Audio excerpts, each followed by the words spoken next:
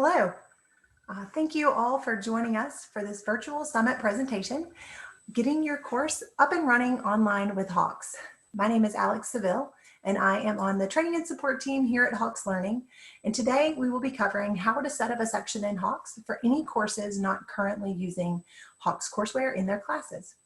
In light of COVID-19, we know that many institutions are adjusting their face-to-face meeting schedule, with some moving all courses to online instruction for an extended period of time. In light of this situation, we are pleased to extend an offer of free courseware to any courses not previously planning to utilize Hawks online resources in order to help our partners in education facilitate their courses online during this uncertain time. In a moment, we're going to go through the basic steps of setting up a section in Hawks for anyone currently setting up their courses with us. First, though, for those of you utilizing this offer, I'd like to describe what this process is going to look like for your students. So once you have a section set up, your students will simply go to our student site. That's what you're seeing on my screen now at learn.hawkslearning.com. And they will select create an account here at the bottom. If they are a returning Hawks student from a previous course, they will sign in and complete a similar process. But for those of you with students brand new to Hawks, they will simply select create an account. And then from this menu, select request temporary access. That will then prompt them to create an account with us, the last step of which will be to enroll in select their section, select their instructor, and the section that they're going to be enrolling in to complete that process. They will then automatically appear in your gradebook. And then what we will do is on our end, we will extend that temporary access to be good through May 31st of this year, so the remainder of the spring term for your students. So today, what we're going to do though is cover the 5 key steps to setting up a section in Hawks. So that will be creating a section, inputting your grading structure into assignment groups, assigning our pre-built mastery-based homework lessons, enabling a late penalty policy for those lessons, and then finally creating tests or quizzes, those types of assignments, and assigning them to your students. Then at the end, before we wrap up, we will look at a couple of our reporting options that are available to review and analyze your data. So to get started, first you will use the link provided to you by your Hawks representative to sign into your gradebook. For today's purposes, I'm going to be using a demonstration gradebook of our college algebra courseware. Here, your link will be similar, but specific to your institution. And then once you sign in, we will encourage you first to go to the Tools tab to not only change your password from the default, but that is where you will begin setting up your sections. So I mentioned that today I'm going to be using college algebra.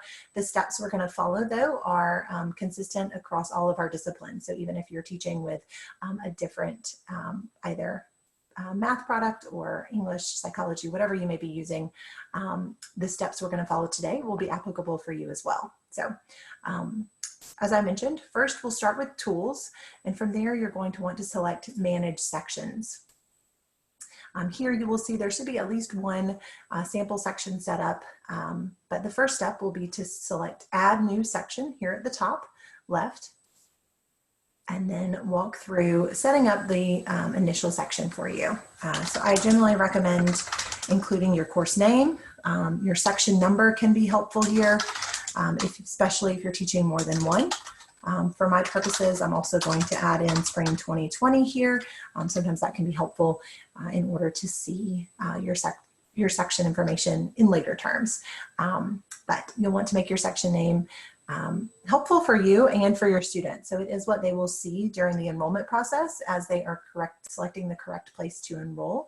So if you're teaching more than one section, it's best if you make this somewhat specific so your students can determine which one is the appropriate section to enroll. You can include section meeting times if you'd like. They are not required. Some instructors also include those in the name so that they are easily available to students and also throughout the grade book. But then the final thing you'll do here is select to enter a section start and end date. The reason this is most important is it does put bookends on your semester, but it also allows the students to be able to enroll in your section. So it's important that you have both a start and an end date.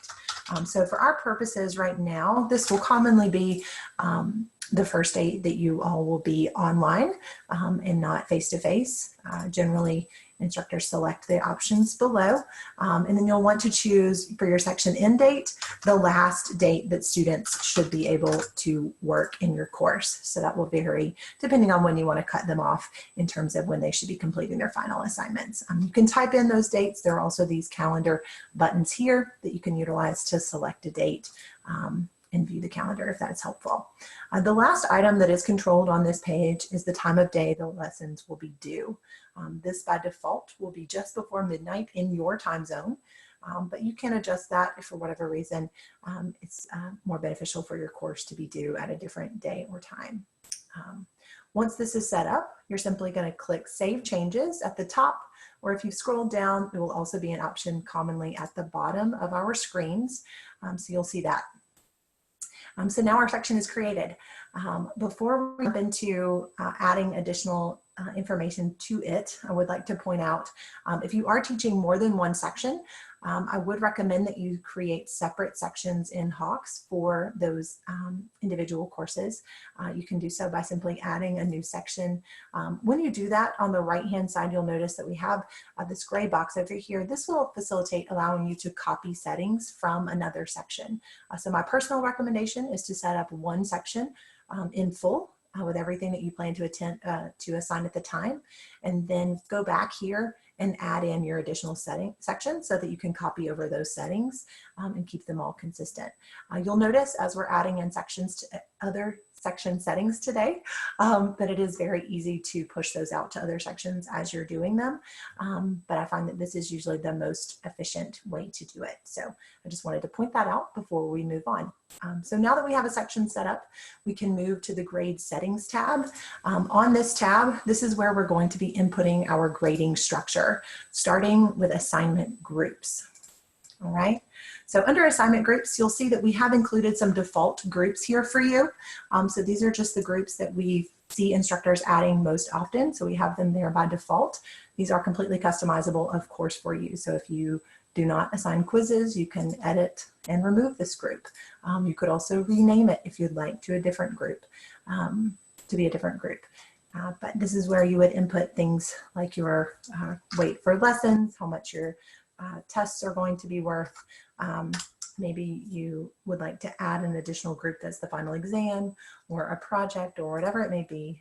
You can add in as many groups as needed and subgroups and set their corresponding weights so that Hawks will calculate the overall grade for you automatically as students are completing work. This does not have to equal 100, but we do recommend that for initial setup, but can be customized to your needs, of course. Under Show Advanced Options, you will see how these grades will be distributed. So by default, they will be evenly distributed. So as you add lessons to this group, they will just evenly weight themselves within it.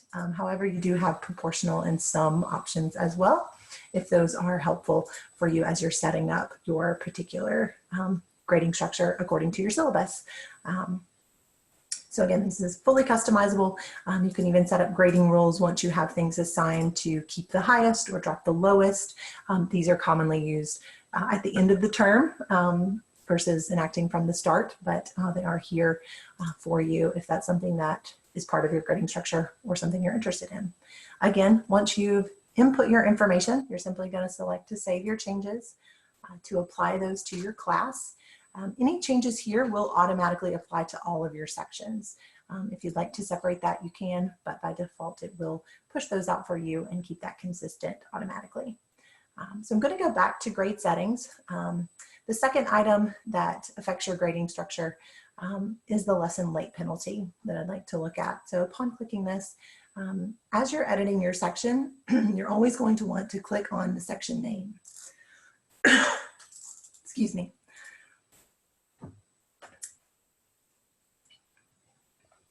You will then type in a lesson late penalty name.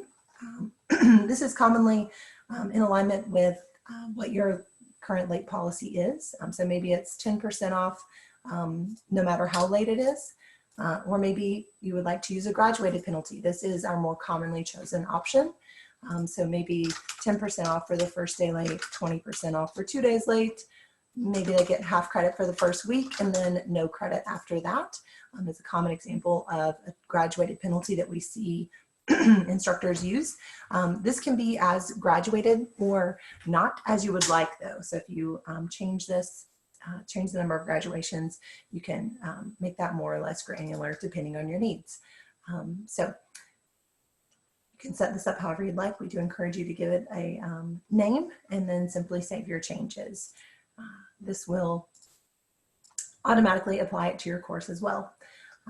There are no further settings that we need to set up in terms of controlling your grading structure. So at this point, we have a section ready to assign assignments. So I'm going to move to the Assignments tab. And the first thing I'd like us to look at today is the lesson due dates. This will be how you assign our pre-built mastery-based lessons. So again, I'm going to select my section name that I'm working on to set up these assignments.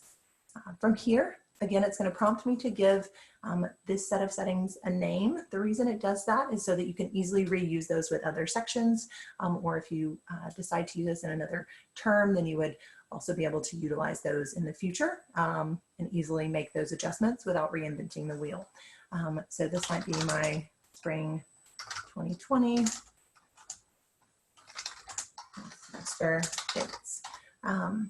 Here you'll see the table of contents for whichever title you are using. And to assign them to your students, you simply add a due date. So you can type in a due date here. We could also utilize the calendar feature to select a date that students would have that assignment due. So you simply go through and add those that you would like to assign. If the assignment does not have a due date, it would not be currently assigned. So students still have access to it if they would like, but it will not be brought to the forefront of their to-do list and within their courseware as an assigned graded assignment. But to do that, you simply add in the due dates here. One thing I'll note, you can set prerequisites. So if you would like to set up that students must complete certain lessons before they complete future lessons, that is something that you can also manage on this page. But today, we are going to stick with the more basic setup. But I just wanted to mention that if any of you would like more information, we'd be happy to share that. So I'm gonna save my changes. One quick thing I did want to note that I believe I may have missed saying at the start. If you have any questions, please feel free to use the Q&A box. It should be showing either at the top or the bottom panel of your screen, and enter those in. I will have time at the end of our time today to answer those. So I apologize for not saying that earlier, but if you have questions, please put them there or in the chat feature. And then at the end, I will be sure to review those and go through them as a group. But yes, if you have questions, please let me know. So this will assign your homework lessons. Once you're done, again, click Save Changes as always, and that will apply them to your course. Once we've set up lessons, I'm going to go back to the Assignments tab. The next thing I'd like us to look at is how you would create other kinds of online assignments. So whether that be quizzes or tests or just other practice assignments that aren't graded, really anything that's not our mastery-based homework lesson will be created using our web test assignment builder. So we call them web tests, but it really can be, as I said, quizzes, tests, other assignments using this tool. So once you've entered into the web test area, you're simply going to click Create New here in the middle. That is going to open us into a new tab viewing our assignment builder. So here you'll see the left-hand side is our question bank. And we will have different banks of questions to choose from, which I will show you. And then on the right is our new assignment that we're building. So right now it is blank. If I choose default curriculum, that will allow you to access the full list of questions that we have in our question bank for your current class. So this would give you the most robust list. If you are looking to purposely include only questions that were included in your students' homework, you would want to select the curriculum titled below it that corresponds with that, which we'll look at in more detail in a moment. For today, I'm going to click on default curriculum to view our full bank. From here, you will simply select the chapter you're looking to pull content from and then narrow down by lesson. That will then load your list of question options, where you will be able to add questions to your quiz, test, whatever you're building. So for example, if I add this question, it will add it over to the right and show me that it is now in use. I can go through, add different questions. You'll see here at the top, I've built a little breadcrumb trail, for lack of a better term, where I can navigate back to previous or different lessons or a different chapter even as I'm adding content. So for example's sake, let's build just a small chapter 2 quiz and add a couple different questions. Some may be multi-step, you'll see here. By default, the vast majority of our questions are fill in the blank. You can select show answer at any time to see how students will enter their answer. This one is in fact a multiple choice question. And we'll do this last one as well to show you what fill in the blank looks like. And we have numerous different types of question types, but you'll see here what students will see as they are answering the question. You may also notice from time to time a multiple choice checkbox here. This will ensure that the question is completely multiple choice and it is available for certain question types. So that is what that little marker right there means, in case that's helpful as you're building an assignment. By default, when building any of our assignments, students will get different iterations of the question. So all of our questions are algorithmically generated. Students will get different versions of them. You can select new values button on any of our questions to see how the question changes for your students and have control over that. So by default, students will get different versions and the order will also be randomized.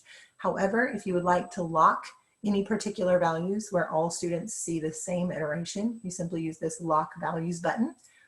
And along a similar line, if you'd like to lock the order, if you have them set in a specific progressive order or difficulty order or whatever it may be, you can lock the order of the test as well, if that is preferable, either or in conjunction. So up to you. Once you have added all of the questions that you're interested in, so we'll just build this very small assignment, for example's sake today, you'll simply select save in the top right and give your assignment a name. So we're just going to say quiz chapter 2 for today's purposes and save our changes. From here, we could then assign this test. We could export it to docx if we were, say, going to just post it as additional resources as a worksheet type of situation. You could export it or you can file print.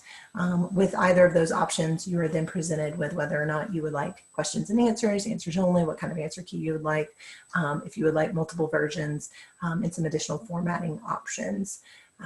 But for today's purposes, and since many of you will be completely online, I'd like to show you how to assign it. So we can use the function here. I'd like to also show you how to do it in your gradebook. It will function the exact same, but I would like to show you that link as well. So I'm going to exit out of this test to go back to my main gradebook. So you'll see it took me back to this initial tab where I can refresh my test list and see the quiz that we just created. So from here, I'm going to select this quiz and choose to assign it here in the top right corner. When you select assign, you will then be presented with any sections that you have in your course so far. So I'm going to select the section that we've been building and select assign at the bottom. This will now make the quiz available to my students. So I'm going to go to settings next and select that quiz again to be able to set up my general settings for it.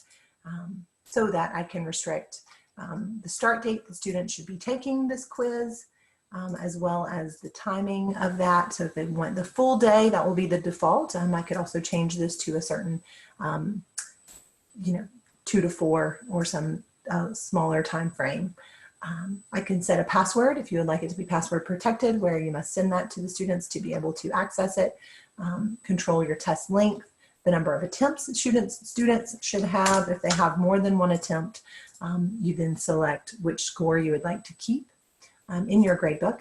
And you can actually go ahead and choose the assignment group that this assignment should go into. So if you recall, when we set those up on grade settings, here you can go ahead and categorize your assignments so that those overall groups are set up correctly. So we can go ahead and put it in its appropriate group and select to save our changes. If you have assigned it to multiple sections, they will show up here. You can adjust them in bulk if needed so that you're not having to do this more than once. There are a few other settings that you can control for online tests or quizzes that I'd like to point out.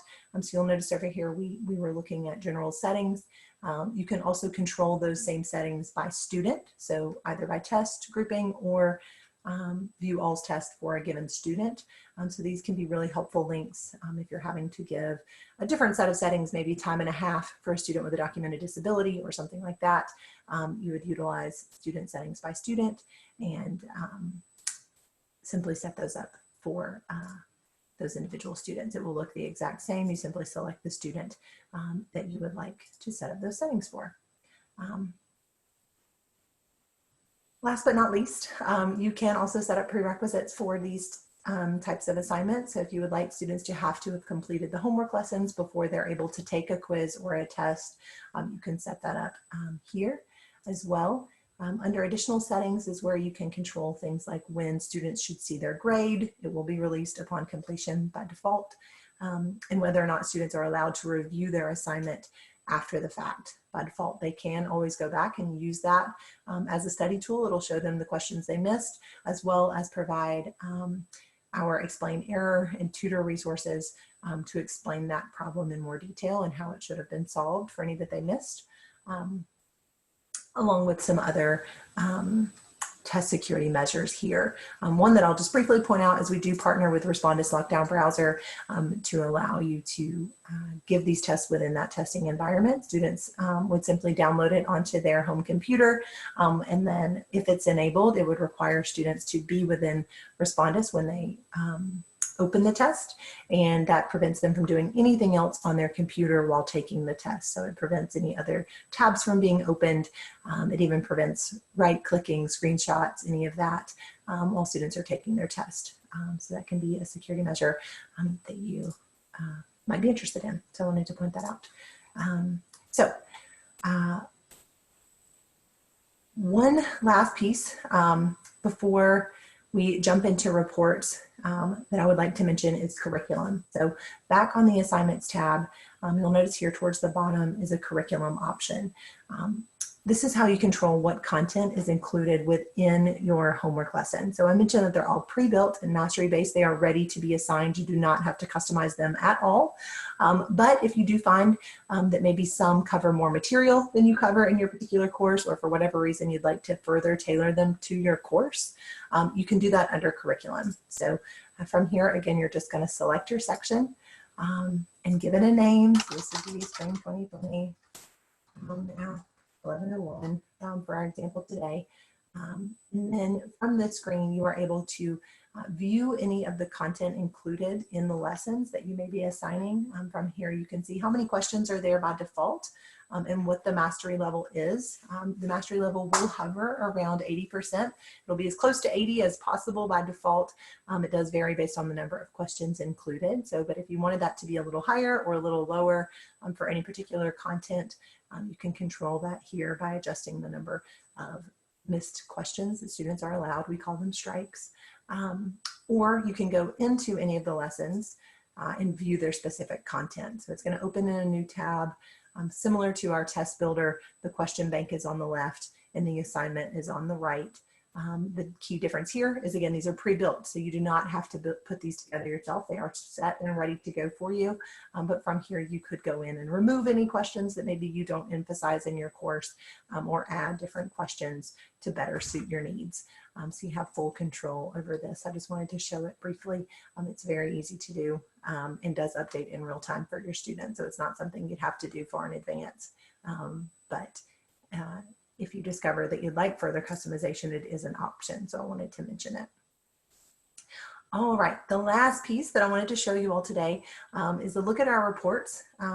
We will be covering some additional reports in a few of our other webinars this week. And we have lots of resources on our blogs, on our blog outlining the different reports that we offer. But I wanted to make sure that we looked at a few of our basic ones together today so that you know how to find your students' grades and their assignment completions and are a little bit familiar with this page. So here we have a lot of reporting options. You'll likely not use them all, but we've kind of pulled out at the top a few of the key reports that we see instructors using day in and day out. And so these first two are the ones that I'd like to show you today.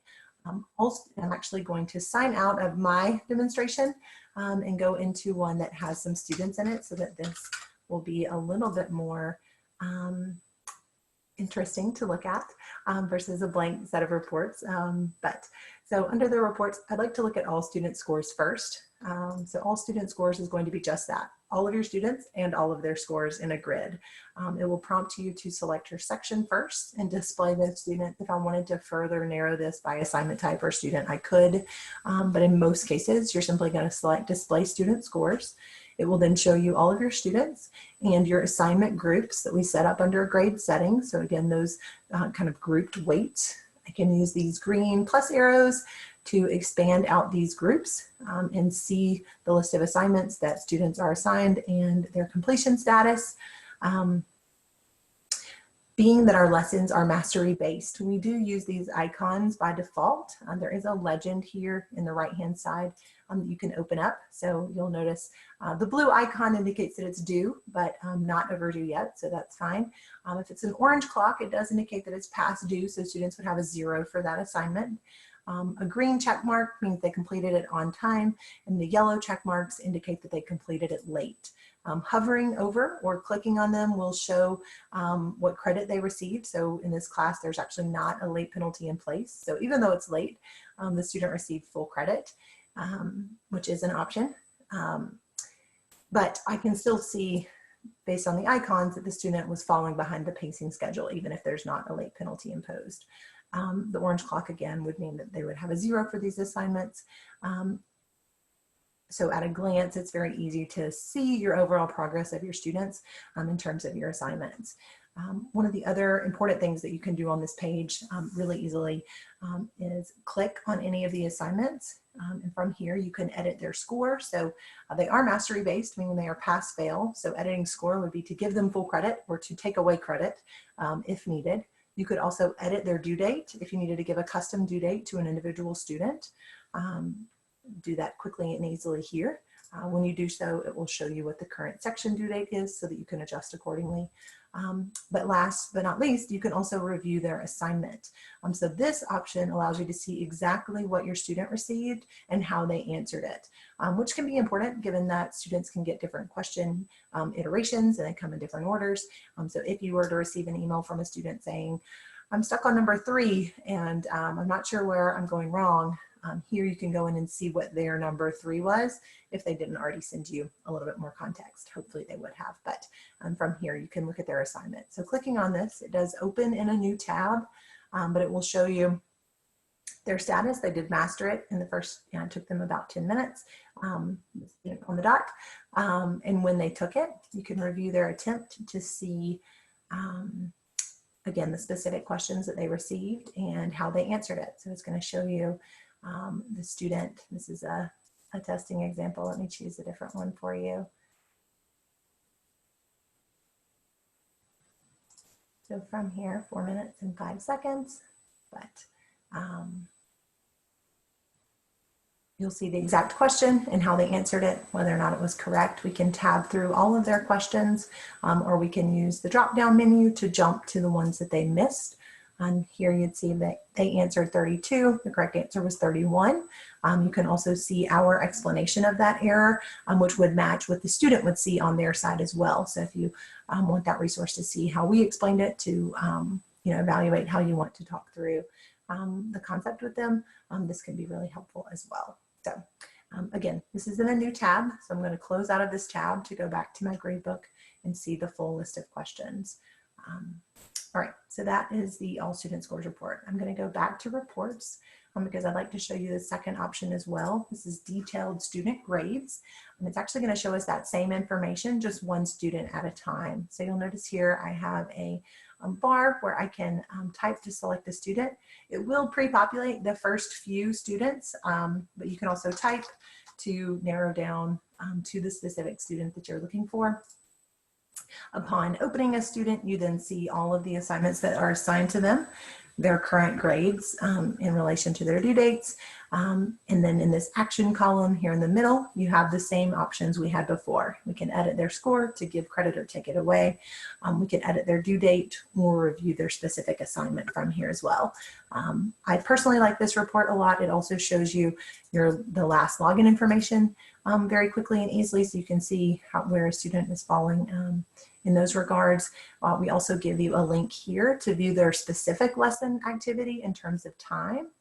So this would show you a breakdown of where students are spending their time in each of these lessons, whether it be in our learn mode, our practice mode, or our certify mode for each of the lessons. So it can give you just a little bit more data as well. So these are our two basic reports. As I said, we're going to go over these others in future webinars, but I wanted to make sure that we had some time today as we're getting set up to answer your specific questions. So give me just a moment. I will review those and talk through any questions that you have. Yeah, so one of the questions we got was in relation to grade setting. So I'd like to go back here and under assignment groups and some of the options that you have here. So you can add in weights here. If you would prefer this to be a points-based grade book, you can do that as well. I have some instructors that I've worked with that simply leave these as zeros, where it doesn't calculate an overall score for the students. That's totally fine. It will still show them their grade on individual assignments. It just doesn't give them that added information of how it relates to their overall score. So depending on how you plan to use this courseware, sometimes that is an acceptable option if you're only using it for the homework lessons, for example, and you plan on tracking their grades in another way. That would be one option. You can also go into grading options here though, one thing that I hadn't touched on, and turn off that percentage completely if you want it to be purely points-based and show students their scores in that manner. We can uncheck that weighted average that's kind of the default setting if you plan to use a points-based grade book. So that's another option as well. If you decide to go that route, and actually if you're just have very specific grading presentation that you'd like, we have a lot of options under our display options in terms of how grades are presented to students and get calculated overall. So by default, it's kind of a traditional percentage-based structure, but under display options, I'll just look at this very briefly. You'll see you have a lot of different options, both for you and the student in terms of how you want grades to display. If you want weighted grades, if you just want points earned and points possible, if you want both, all those kind of fun options for our gradebook is a robust tool. So there are a lot of options here that you can control in terms of getting that set up the way you'd like. If that doesn't fully answer your question, please feel free to add it back in for me, and I'll be happy to expand. So one of the other questions is in regards to students showing their steps. So one of our features, we do have the option when you are creating a web test. So let me go back in here for you and add a question.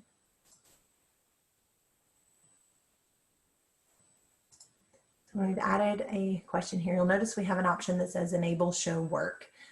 When you do that, it will provide the students with a text box where they can type in an explanation of their answer and provide that additional details. That's something that we are actually working to currently expand the functionality of, but currently it is a text box that has some minor formatting options for students, bold, italics, things like that, to be able to add in a response, and those will be visible to you in their reviews. So they are not incorporated into the grade and not a graded item, but they are, it is something that you can enable so that you can go in and see those answers for your students for any of the questions. So this would be an option for any web test. So again, any test, quiz, things of that nature.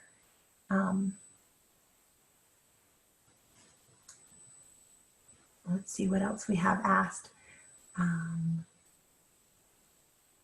Yeah, so someone asked about what courses we have available. So again, I'm using just math just as an example today. If we go to, if you go to our homepage, we have a list of all of our titles and different courseware here that you can explore and review different tables of contents. But our team is also more than happy to help point you in the right direction versus having to look through all of our titles.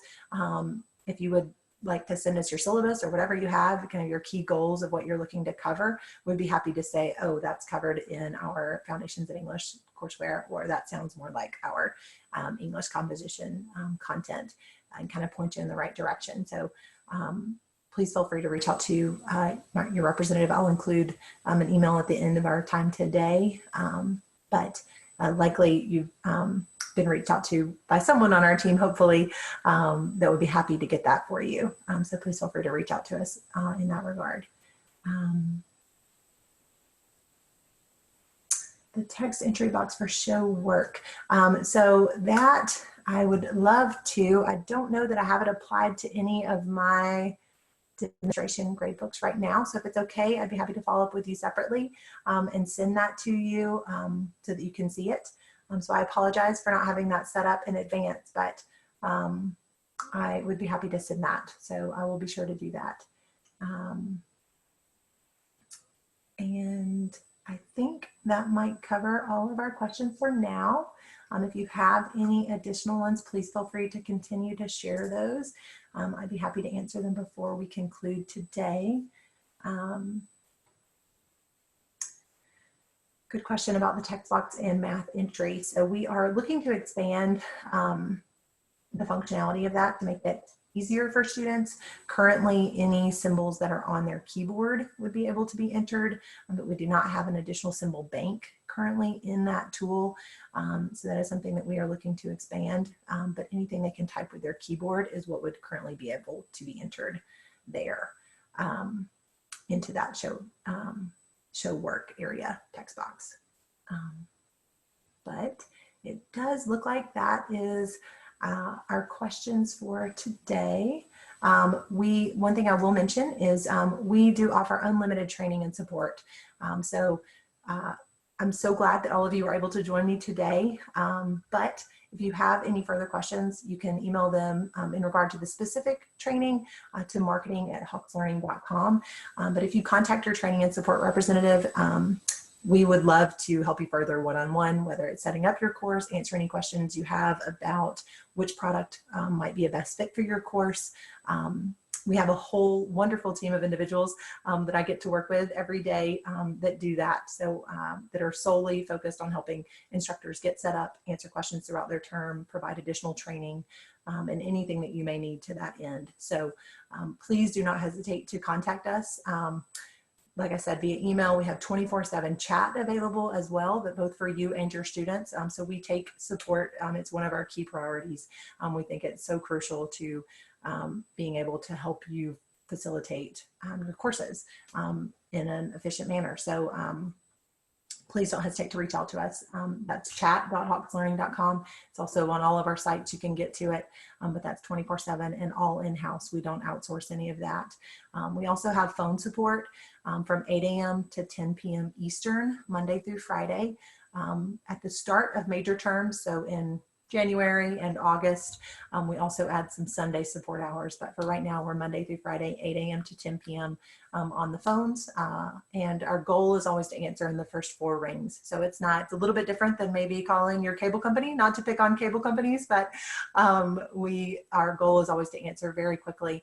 And that's the same number. So that's on our website. We have one phone number. It's the same number I use if I call into the office. So for you and your students, please give us a call with any questions that come up. We'd love to help. So that training is extended to all users. So we can do one-on-ones, we can do group trainings for your department, whatever kind of works best. We generally utilize Zoom to be able to do that quickly and online, especially right now in light of all that's going on. But we'd love to talk with you further about any specific needs you have there. That was another couple questions that came in about doing trainings. So please reach out to us however we can help. We will also be sending out a link to all of the sessions that are held this week at the conclusion of our virtual summit. So keep an eye out for that. It will have a recording of today's session as well as all of the others. But I want to thank you all for your time today. We very much appreciate it and hope you have a wonderful week. Thank you.